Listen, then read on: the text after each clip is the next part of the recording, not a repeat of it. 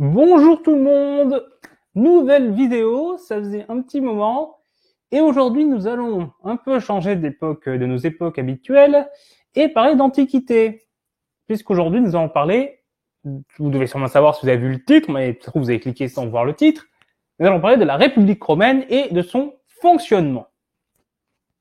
Alors déjà, la République romaine, c'est une période de l'histoire de la Rome antique. Donc, pour comprendre le fonctionnement de la République romaine, il y a plusieurs aspects. Déjà, il y a les institutions et le droit romain. Donc, c'est ce qui est écrit, ce qui est obligatoire dans son fonctionnement. Mais il y a d'autres aspects qui rentrent en compte. Déjà, il y a la division en classes sociales de Rome, de la Rome antique, entre les patriciens, qui sont les descendants des grandes familles fondatrices de Rome, celles qui étaient là, d'après les légendes à l'époque de Romulus, mais en tout cas celles qui étaient là dès le début et qui donc sont plutôt des propriétaires terriens, des gens qui ont un titre plus élevé. Si on voulait faire une comparaison anachronique, on pourrait dire c'est une sorte de noblesse, et qui ont donc certains privilèges dans les institutions romaines. Par exemple, à l'origine, c'était les seuls à avoir accès aux magistratures et au Sénat, même s'il y aura quelques évolutions, ça restera les principaux dépositaires des fonctions importantes. Et ensuite, les plébéiens, qui sont plutôt les descendants des personnes qui ont rejoint Rome par la suite, parce que Rome a accueilli énormément de réfugiés au cours de son histoire, ce qui ferait grincer des dents un certain Salvini. Mais en tout cas, c'était des descendants de gens qui sont arrivés après, qui ne sont pas des propriétaires terriens, qui ont un rang social inférieur, mais ce qui ne signifie pas qu'ils sont tous plus pauvres. En effet, beaucoup de plébéiens, une partie des plébéiens ont pu s'enrichir par le commerce, et donc développer une fortune au moins égale aux patriciens, voire supérieure pour certains. Et là encore, on pourrait faire la comparaison anachronique avec la bourgeoisie à l'époque moderne, qui n'avait certes pas été les titres de la noblesse, faisait partie du tiers-état, mais grâce au commerce, avait pu développer une fortune pour certains, et donc certains bourgeois étaient plus riches que certains nobles. Donc on peut trouver un certain parallèle, certes anachronique et donc pas comparaison ne fait pas raison, mais si ça peut aider à comprendre un peu, c'est toujours mieux que rien. Autre élément qui faisait le bon fonctionnement de la République romaine, c'est les coutumes. En effet, les Romains étaient très attachés aux coutumes, à l'idée que ce qui avait été fait avant était bénéfique et que ce qui n'avait pas été fait avant était mauvais. Et donc, il y avait ce respect des coutumes qui était important et qui faisait qu'on respectait par tradition parfois des décisions du Sénat, par exemple, au-delà de ce que la loi obligeait. Maintenant, c'est ce qu'on appelle le mas maiorum, qui veut dire, qui est vraiment l'idée de respecter ce qui a été fait avant. Ensuite, autre élément, c'est la très grande importance des chefs de famille dans le fonctionnement de la société romaine. En effet, on considère que le pater, c'est le chef d'une gentes. Enfin, c'est famille au sens large. C'est pas une famille au sens le père, les fils, les cousins. Il y a ça dedans. C'est le truc central. Mais ça va au-delà. Parce que vraiment, il y a également les clients du pater et des membres de la famille. Parce que les clients, c'est des personnes qui sont, on va dire, des obligés, des personnes qui ont besoin de personnes supérieures socialement pour des avantages, en échange d'une fidélité, le fait de se battre pour la personne, le fait de lui rendre des services, de travailler pour lui, donc les serviteurs également. Donc tout ça, ça forme la gentes. Donc on parle de famille, mais ça va être plus proche de ce qu'on pourrait appeler un clan. Et donc on considère que le pater, ce chef de clan, a les pleins pouvoirs sur les affaires privées, et que lorsqu'il y a un conflit interne à sa famille, à son clan, c'est à lui de juger, et il peut juger comme il veut. Ce qui donne à ces paters un rôle important par leur autorité lorsqu'ils ont des fonctions, parce que toutes les personnes membres de leur gentes vont suivre son autorité, même si le droit ne les y oblige pas, par tradition. Donc voilà. Mais maintenant que nous avons vu un peu ces aspects-là pour comprendre la société romaine, enfin de la République romaine en tout cas, nous allons voir les institutions de la République romaine. Et d'abord les magistrats, qui sont les fonctions. Pour faire une comparaison, on pourrait parler un peu d'exécutif, mais c'est pas une comparaison exacte, mais voilà, c'est un peu le pouvoir quotidien de gérer la situation au quotidien de la cité, administrer la cité, administrer les finances, différents aspects. Et donc, il y a plusieurs magistratures différentes pour différentes fonctions différentes. Voilà, j'ai dit beaucoup trop le mot différente dans ces différentes phrases. D'abord, il y a le consul. À l'origine, 2 consuls pour diriger le territoire romain. Ce nombre va augmenter avec l'augmentation de la taille du territoire contrôlé par la République romaine, avec également des consuls par région, par exemple consul des Gaules, poste occupé par César. Et donc, les consuls ont de nombreux pouvoirs. C'est des magistrats très importants. Ils font partie des 2 magistrats les plus importants qui possèdent l'imperum, c'est-à-dire le pouvoir d'imposer des décisions. Ils ont aussi également un rôle militaire. Par exemple, lors des campagnes militaires, un consul va prendre la tête de l'armée et avoir les pleins pouvoirs sur cette armée durant la campagne. Il a également autorité sur les autres magistrats parce qu'en effet, un magistrat supérieur peut mettre son veto à une décision d'un magistrat inférieur. Donc quasiment tous les magistrats, à l'exception des plébéiens à l'exception des tribuns de la plèbe, sont soumis à l'autorité du consul. Il a également un rôle diplomatique puisque c'est lui qui introduit les ambassades au Sénat. C'est certes le Sénat qui gère les ambassades, mais le consul doit les introduire auprès du Sénat. Et il a également un rôle législatif puisqu'il peut soumettre au Sénat et aux assemblées du peuple des lois ou des questions à régler qui doivent donc être votées pour qu'un avis soit émis dessus. Et c'est également lui qui préside les assemblées du peuple lorsqu'il s'agit d'élire les nouveaux magistrats. Ensuite, il y a les questeurs qui sont chargés des finances. Globalement, ils sont chargés d'assurer les rentrées d'argent, c'est eux qui gèrent l'impôt. Ils co-gèrent, ils sont également gardiens de trésor public avec le Sénat. Donc il y a une co-gestion du trésor public entre les questeurs et le Sénat. Et ils sont également chargés d'organiser le bon financement de l'armée et des provinces. Les censeurs, eux, ils sont importants également. Ils sont souvent considérés comme étant presque égaux aux consuls. Et leur fonction est à la fois de faire le recensement, c'est-à-dire de savoir qui est citoyen romain et qui est citoyen, qui vote où et qui vote avec qui, parce qu'on verra, quand on regardera le fonctionnement des assemblées du peuple, que le vote ne se fait pas par tête, mais par tribu ou par centurie, pour les comices centuries, on verra ça plus tard. Et donc, ce classement-là est effectué par les censeurs, ce qui est quand même un rôle important pour décider un peu le corps électoral. Ensuite, les préteurs, qui sont des magistrats chargés de la justice. En sachant que la justice est également exercée par le Sénat et par les assemblées du peuple. Ce qui complique un peu les choses, il y a une répartition en fait en fonction un peu des crimes, des délits, des situations, des appels. Enfin, c'est un peu compliqué, mais en tout cas, ouais, les préteurs ont un rôle judiciaire. Ensuite, il y a les édiles qui, eux, ont une fonction de gestion du bâtiment, des temples, de l'entretien. Ils ont voilà cette fonction-là on va dire, d'aménagement public, travaux publics, on va dire.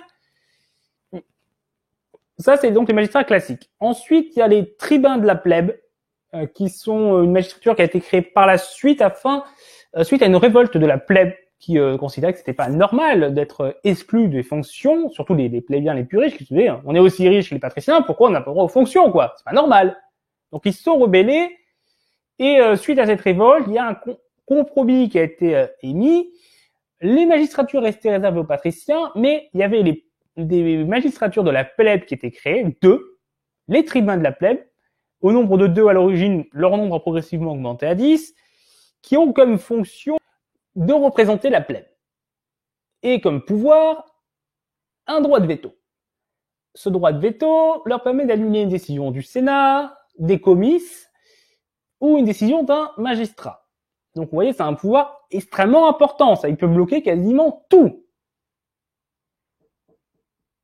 Et en plus, le tribun de la plèbe est considéré comme sacro-saint. C'est-à-dire qu'il a une stature sacrée, sa personne est sacrée, comme aurait dit un de nos contemporains, et ce qui fait qu'il est interdit de s'en prendre à lui. Quiconque s'en prend à un tribun de la plèbe est considéré à la fois comme hors la loi, mais comme maudit, comme exclu de fait de la société romaine. Il est un ennemi de Rome, un ennemi des dieux. Ce qui fait dire qu'il doit être abattu à vue. Si un citoyen romain voit quelqu'un qui s'en est pris à un tribun de la plèbe, son devoir, c'est de le tuer. Donc, autant dire qu'au moment, si tu es dans une cité où tous ses habitants, qui sont des centaines de milliers, ont comme devoir de te tuer, autant dire que tu n'as pas intérêt à rester dans le coin. Donc voilà, il était globalement donc très déconseillé de s'en prendre aux tribuns de la plèbe. Bon, ce qui n'empêchait pas que les tribuns de la plèbe pouvaient entre eux se bloquer, donc il suffisait d'en avoir un dans sa poche pour se protéger de l'action d'un autre, et que la corruption restait toujours possible. Il y a ensuite les édiles de la plèbe qui, comme les édiles normaux, qu'on appelle édiles curiales pour les différencier, ont comme fonction gestion des bâtiments et des temples, mais pas les mêmes. Certains types de bâtiments leur sont confiés et certains temples ont été confiés à la gestion de la plèbe. Et puis en plus, les édiles de la plèbe ont des fonctions de de surveiller les marchandises du marché, qu'il n'y ait pas d'arnaque, globalement, que les soient aux normes, que voilà, que les choses soient bien vendues, tout ça. Globalement, ils surveillent que tout ça se passe bien. Ensuite, les comices. Et ça, ce sont les assemblées du peuple. Il y en a deux, comices centuriales, qui sont des assemblées des personnes qui peuvent être mobilisables.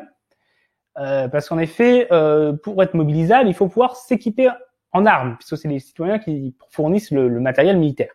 Donc, il faut avoir un minimum de fortune. Donc, les plus pauvres sont exclus de la mobilisation militaire, mais également du coup des comices centuriales, qui élisent les consuls et les préteurs, qu'on appelle donc les... Au sein des comices centuriales, les votes se font par centuries, qui sont par classe de richesse. Chaque classe de richesse a un certain nombre de votes, et les classes de richesse les plus aisées votent en premier, on passe ensuite à la classe d'en dessous, etc., etc. Et dès qu'une majorité est atteinte, le vote cesse. Ce qui fait que, déjà, il y a un effet qui fait que les Romains avaient tendance à suivre le premier vote émis, donc, sauf cas vraiment très clivant, les centuries qui votaient en premier influençaient le vote des autres, et donc le résultat final. Et en plus, mais comme dès qu'une majorité était atteinte, on arrêtait de voter, les centuries plus basses avaient rarement l'occasion de voter. Et donc leur vote, au final, était quasiment jamais pris en compte. Sauf cas où c'était vraiment serré. Ensuite, on trouve ensuite les comices tributes. Ce sont des comices qui réunissent tout le monde. Plébéiens, patriciens, pauvres, riches. Tout le monde y est réuni. Elles élisent tous les autres magistrats, donc censeurs, questeurs, édiles. Et en plus, elles élisent les magistrats de la plèbe, mais lors de votes différents, puisque c'est des votes qui ne réunissent que les plébéiens et pas les patriciens, puisque les magistrats de la plèbe sont censés représenter les plèbes, donc pas les patriciens. C'est logique. Et les votes s'y font par tribu. Normalement, une tribu, c'est un ensemble d'individus qui habitent sur un territoire. Et dans les faits, c'était un peu plus compliqué, puisque on pouvait être attribué à une tribu qui ne correspondait pas à l'endroit où tu habites. C'est les censeurs qui géraient ça. Et par exemple, les affranchis étaient souvent attribués aux tribus urbaines, 4 tribus urbaines au milieu de Rome, qui regroupaient beaucoup plus de votants que les tribus rurales, qui étaient composées essentiellement de personnes qui possédaient des terres. Par exemple, un affranchi qui possède suffisamment de terres était, lui, automatiquement laissé dans la tribu où il avait ses terres. Donc déjà, il y avait ce fait-là que c'était des tribus qui avaient autant de poids que les autres, avec moins de votants, et des votants plus riches, donc surreprésentation des riches. Et ça, c'était accentué par le fait que les personnes qui étaient dans les tribus rurales s'habitaient plus loin de Rome, où toutes les comices se réunissaient, et donc si tu étais plutôt pauvre, tu n'avais pas forcément le loisir d'y aller à chaque fois aux comices, qui se réunissaient très régulièrement, puisqu'il fallait élire tous les magistrats, qui étaient de plus en plus nombreux puisque Rome s'agrandissait. Il fallait se réunir pour voter les lois, se réunir pour les procès. Autant dire que si tu habites à 2 jours de Rome, t'as pas de cheval, ben tu peux pas y aller à chaque fois. Donc au final, une poignée de propriétaires terriens pesait autant que beaucoup d'habitants de la ville. Donc il y avait quand même une disproportion dans le poids des citoyens au sein des comices tributes, mais bon, c'était l'assemblée la plus démocratique, entre guillemets. Son rôle, donc, comme on a dit, c'est d'élire les magistrats, un certain nombre de magistrats. Également un rôle de voter les lois. Les lois sont votées par les comices tributes et un certain nombre d'affaires sont jugées par les comices tributes également. Vraiment les crimes, les affaires mineures, les délits. Et également les peines capitales, semblerait-il, doivent être validées par les comices tributes avant d'être exécutées. C'est le Sénat qui les décide, mais il semblerait, d'après ce que j'ai vu dans un texte de Polybe, ça doit recevoir l'aval des comices tributes. Ensuite, le Sénat. C'est une institution très prestigieuse. Déjà, elle est très ancienne. Elle aurait été fondée par Romulus, d'après les mythes. Donc, elle serait aussi vieille que Rome. Et ce que l'on sait, c'est qu'au moins, elle existait sous la monarchie romaine. Elle a existé durant toute la République et elle a existé pendant l'Empire romain. Donc, c'est une institution qui a traversé toute l'histoire de Rome sous des formes différentes, avec des pouvoirs différents, évidemment, mais elle existe depuis le début. Et elle réunissait à l'origine les chefs de famille, les paters, dont je vous ai parlé tout à l'heure, les paters des rentes, qui donc sont les chefs de famille et qui étaient donc un conseil un peu de gens sages, les dirigeants de la cité qui se réunissaient. Et également, elle a gardé un peu cette image. Elle reste comme composée majoritairement de gens issus des patriciens, de gens plutôt issus des chefs de famille, d'anciens magistrats. C'est souvent des anciens magistrats qui la composent. Et comme les magistrats étaient souvent issus des grandes familles et des personnes haut placées dans ces grandes familles, voilà, on est sur de l'aristocratie au sein du Sénat. Déjà, il a son rôle de confirmer les lois votées par les comices. Les comices votent les lois, le Sénat doit les valider. C'est ce qu'on appelle l'auctoritas patrum. Il a également le pouvoir d'émettre des avis, c'est-à-dire qu'il y a des recommandations. Le Sénat dit, ce serait bien de faire ça. Dans les faits, c'est pas du tout obligatoire. Cet avis est juste consultatif, il peut être ignoré. On peut dire, on n'en a rien à battre de ton avis. Tais-toi. Mais comme on l'a dit, respect des traditions, respect des chefs de famille très nombreux au Sénat. Donc, lorsque le Sénat donne un avis, quasiment à chaque fois, on le suit, on l'écoute, parce que c'est très important. Lorsqu'il y a un sénatus consulte, on se tait et on obéit, par tradition. Il a également le contrôle des recettes, donc les impôts, c'est lui qui les décide, donc ce qui lui permet donc de contrôler. Et il est en plus gardien du trésor public. Donc c'est lui qui tient les cordons de la bourse. Donc c'est important comme fonction. Par exemple, lorsque les édiles veulent faire des travaux publics, des aménagements, il leur faut l'avis du Sénat pour pouvoir avoir les financements pour faire ça. Une fonction, et il gère également la diplomatie, puisque c'est eux qui reçoivent les ambassades qui sont envoyées, qui sont introduites par le consul, et ils peuvent également en envoyer. Et donc ils sont globalement en contact avec donc là aussi c'est une fonction importante. La diplomatie pour un pays, c'est ce qu'on appelle une des fonctions majeures, une des fonctions régaliennes. Donc c'est important. Et enfin, il a aussi un rôle judiciaire. Une partie les crimes graves sont gérés par le Sénat. C'est par exemple lui qui décide des mises à mort, même si elles doivent être validées par les comices, semble-t-il. C'est lui qui les décide. Enfin, dernière institution, la dictature. En effet, Rome, la République romaine, pouvait, en situation de crise, se doter d'un dictateur, qui avait les pleins pouvoirs pendant 6 mois, mais pas un jour de plus, et qui devait, durant ces 6 mois, redresser la situation de la cité, régler cette crise. Pour qu'un dictateur soit nommé, il fallait que le Sénat demande à un des consuls d'en nommer un. Ainsi, ce dictateur, même si aujourd'hui ce mot est associé à la tyrannie, n'était pas un tyran, mais un homme qui avait certes les pleins pouvoirs, mais de manière extrêmement limitée dans le temps, et qui ne pouvait donc pas s'installer dans la durée, et qui avait une mission bien précise, c'était régler la situation de crise. Donc voilà, on a fait un tour des institutions romaines et du fonctionnement des institutions et de leur fonctionnement et des interactions et également du fonctionnement général de la République romaine. Donc j'espère que ça vous a plu, que ça vous a intéressé, que ça n'a pas été trop fouillis parce que c'est un peu compliqué. Il y a beaucoup de fonctions différentes et beaucoup d'éléments hors droit en plus qui rentrent en jeu. Donc en tout cas, ouais, j'espère que vous avez bien compris. Si vous avez des questions, n'hésitez pas à les poser en commentaire. J'essaierai d'y répondre afin de vous éclaircir. Mais bon, si vous avez plu, vous pouvez mettre un petit pouce bleu, partager la vidéo, ça aide. Vous abonner pour ne pas rater les prochaines vidéos. Et puis voilà. Au revoir tout le monde.